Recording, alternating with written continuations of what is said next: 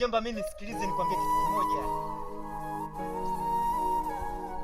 Nisikilize mimi nikwambie, unajua mimi nimetoka kwa picha ndege nimekuja huku na kitu ambacho nakifanya.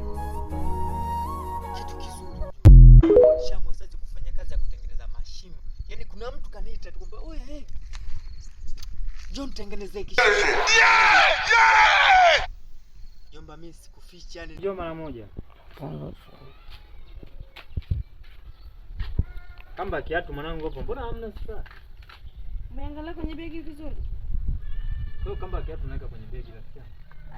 Nilishangaa tu kuja na nguo. Sasa? Kama unaona. Toka ulipokuja hapa sijakuelekeza kitu chochote. Ando mazingira kwa bibi kubwa. Bibi kubwa kama unavyoona hana rafiki. Yaani wewe utawala. Kibanda chochote kinachindua kitu tunauza kwa madoni tunaenda kutoa.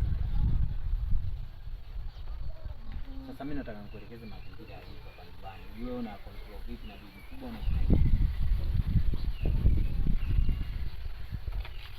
kwanza bata, hizi bata ni zetu.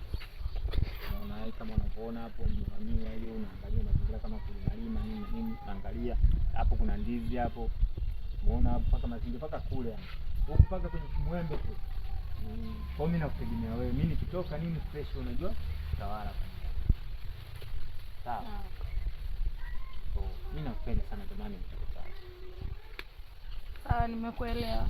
Kwa tegemea kufanya mambo. Kwa mkazangu.